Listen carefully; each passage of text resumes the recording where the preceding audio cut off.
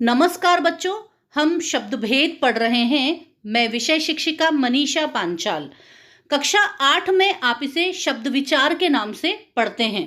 तो सबसे पहले शब्द की परिभाषा देखेंगे। वर्णों का सार्थक एवं अपेक्षित अर्थ देने वाला समूह शब्द कहलाता है। तो ध्यान दें, सार्थक अर्थात जिसका कोई अर्थ हो, अपेक्षित अर्थ अर्थात उन वर्णों के संयोजन का एक अपेक्षित अर्थ होता है। शब्दों में विशेष बात होती है, शब्द वर्णों के मेल से बनते हैं। और दूसरी बात है, शब्दों का अपना स्वतंत्र अर्थ होता है। हर शब्द का अपना अर्थ होता है, ये आप ध्यान देंगे इस चीज को।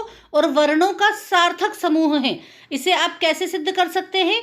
वर्णों को कहीं भी रखने से शब्द नहीं बनता है। जैसे यहाँ रखा हुआ है ल क म, वो गलत है। म ल क, वो भी गलत है।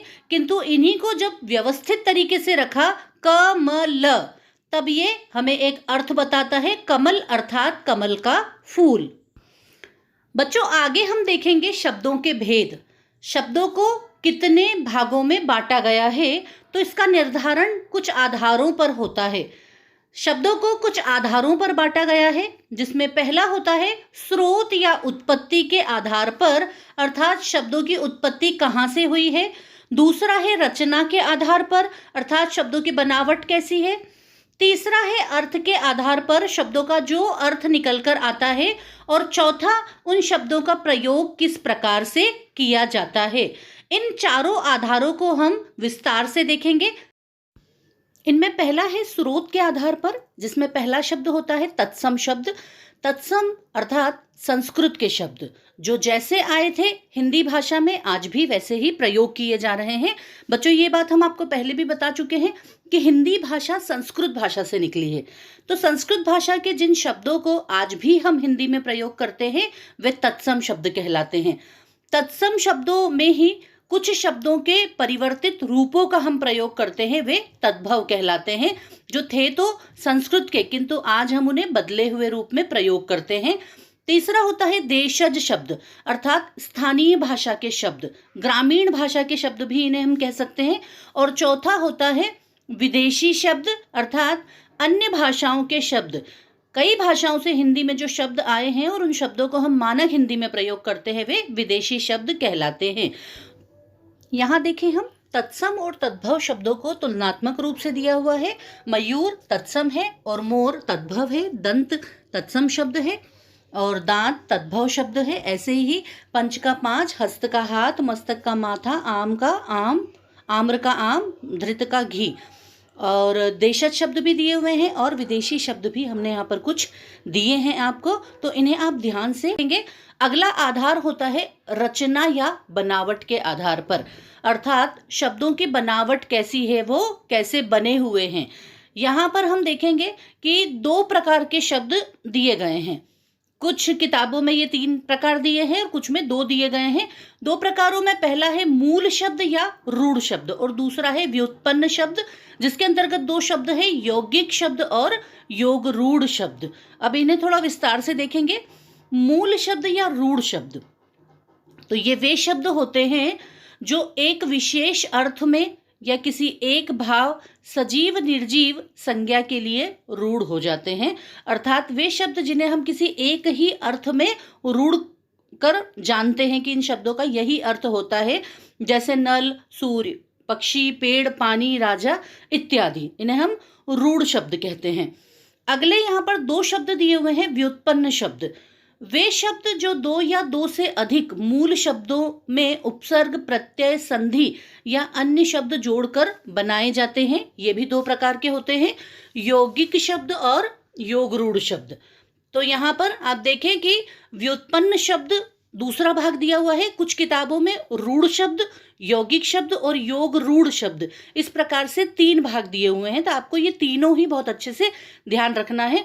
यौगिक शब्द वे होते हैं जो 2 या 2 से अधिक मूल शब्दों के योग से बनते हैं। हम इनकी केवल बनावट देखते हैं कि ये शब्द कैसे बने हैं।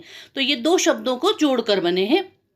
अब ये जुड़ाव जो है, ये उपसर्ग प्रत्यय का हो सकता है, ये संज्ञा का हो सकता है, संधि का हो सकता है, जो संज्ञा से भाववाचक संज्ञाएं इत्यादि बनती हैं उनका भी हो सकता है, जैसे घुड़सवार, घोड़ा गाड़ी, विद्यार्थी, पुस्तकालय आदि। योगरूढ़ शब्द वे शब्द जो बनते तो दो स्वतंत्र शब्दों से हैं लेकिन आगे चलकर किसी विशेष अर्थ के लिए रूढ़ हो जाते हैं, अर्थात ये भी दो शब्दों को जोड़कर बनते हैं किंतु हम इनका कोई तीसरा अर्थ लेते हैं। जैसे हिमालय का अर्थ होता है हिम का आलय, किंतु हम इसे हिमालय पर्वत के नाम से जानते हैं। दशानन 10 सिरों वाला, मगर हम इन्हें रावण के नाम से जानते हैं। ऐसी नीलकंठ भगवान शंकर, पीताम्बर यानी श्री कृष्ण। आगे देखिए बच्चों, प्रयोग के आधार पर शब्दों के भेद। इनमें दो प्रकार के शब्द होते हैं, विकारी शब्द और अविकारी शब्द। विकारी शब्द जिन शब्दों में लिंग वचन के आधार पर परिवर्तन आते हैं, और अविकारी शब्द जिनमें कि लिंग वचन आदि किसी भी आधार पर कोई परिवर्तन नहीं आते। तो प्रयोग के आधार पर हम दो प्रकार के शब्द देखते हैं, विकारी और अविकारी शब्द। तो देखें, सबसे पहले विकारी शब्द कौन से होते हैं? जिन शब्दों में लिंग वचन एवं कारक के बदलने से परिवर्तन आता है। इनकी संख्या 4 होती है। इसमें पहला है संज्ञा शब्द, संज्ञा बदलती है, जैसे लड़का, लड़की, लड़के आदि। सर्वनाम वह, वे, उन्होंने आदि। विशेषण मोटा लड़का तो लड़की मोटी, मोटे लड़के बहुवचन के आधार पर हमने किया। क्रिया शब्द भी बदलते हैं, क्रियाएं भी संज्ञा के हिसाब से बदल जाती है। तो यहाँ पर देखें कि ये 4 प्रकार होते हैं विकारी शब्दों के। अब अविकारी शब्द देखें तो जिन शब्दों में लिंग या वचन के बदलने से कोई अंतर नहीं होता वे अविकारी शब्द होते हैं। इन शब्दों को अव्यय शब्द भी कहा जाता है। ये ध्यान रखेंगे आप कि अव्यय भी अविकारी शब्द होते हैं। इनकी संख्या भी 4 होती है। क्रिया विशेषण, संबंध बोधक, समुच्चय बोधक और विस्मयादि बोधक। तो ध्यान देंगे यहाँ पर ये सारे शब्द आपको दिए हुए हैं। बच्चों, एक और प्रकार होता है प्रयोग के आधार पर। तो प्रयोग के आधार पर में एक प्रकार और है जिसे हम कहते हैं सामान्य शब्द या तकनीकी शब्द और अर्ध तकनीकी शब्द। तो सामान्य शब्द जो आम बोलचाल की भाषा के होते हैं, जैसे रोटी, कपड़ा, मकान आदि। तकनीकी शब्द वे होते हैं जो किसी विशेष कार्य क्षेत्र के शब्द होते हैं, जैसे गणित के शब्द अलग होते हैं, विज्ञान के अलग। और अर्ध तकनीकी वे होते हैं जो दोनों में प्रयोग किए जाते हैं, विशेष में भी और सामान्य में भी। अब आगे बच्चों देखें, अर्थ के आधार पर शब्दों के भेद। अर्थ के आधार पर शब्दों के 6 भेद माने जाते हैं। एकार्थी शब्द, अनेकार्थी शब्द, पर्यायवाची शब्द, विपरीतार्थक शब्द यानी विलोम शब्द, श्रुति सम भिन्नार्थक शब्द, अनेक शब्दों के लिए एक शब्द। तो सबसे पहले हम इसमें देखेंगे एकार्थी शब्द। तो एकार्थी शब्द कौन से होते हैं? सामान्यतः जिनके एक ही अर्थ होते हैं, जैसे घर, तालाब, कुर्सी, मेज, कमरा आदि। ये शब्द कौन से कहलाते हैं? ये एकार्थी शब्द। इनका एक ही अर्थ हम लेते हैं। आगे है अनेकार्थी शब्द। जो शब्द एक से अधिक अर्थ देने वाले होते हैं, जैसे अंबर का अर्थ है आकाश, अंबर यानी कपड़ा, कर मतलब हाथ, कर मतलब टैक्स, जल पानी, जल यानी जलना, आम एक फल, आम सामान्य व्यक्ति, मतलब एक से ज्यादा अर्थ इनके होते हैं, इसलिए ये अनेकार्थी कहलाते हैं। अगले हैं पर्यायवाची शब्द। वे शब्द जिनके अर्थ देने वाले कई सारे शब्द हों, जैसे एक ही अर्थ देने वाले कई सारे शब्द, जैसे जल के लिए और भी शब्द हम प्रयोग करते हैं। तो यहाँ पर अनेकार्थी और पर्यायवाची एक दूसरे के विपरीत हैं।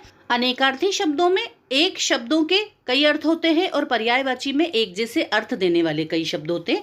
अगले हैं विपरीतार्थक या विलोम शब्द, अर्थात जो एक दूसरे के विपरीत अर्थ देते हैं, जैसे ऊपर का नीचे, दिन का रात, आना का जाना, छोटा का बड़ा, दाएं से बाएं, अगले का पिछला इत्यादि। आगे है श्रुति सम भिन्नार्थक शब्द, जो सुनने में एक जैसे लगते हैं किंतु अलग अलग होते हैं और इनके अर्थ भी अलग अलग होते हैं। श्रुति सम मतलब सुनने में ये समान लगते हैं, जैसे ग्रह अर्थात नक्षत्र, ग्रह अर्थात घर, अनल यानी आग, अनिल यानी वायु, नीर यानी जल, नीड यानी घोंसला। आगे है अनेक शब्दों के लिए एक शब्द। उपकार मानने वाला कृतज्ञ, जो छिपाने योग्य हो गोपनीय, जो गांव में रहता हो ग्रामीण। मतलब हमने क्या किया है, एक छोटे शब्द में हम बड़े अर्थ को देखते हैं। ये शब्द कहलाते हैं अनेक शब्दों के लिए एक शब्द।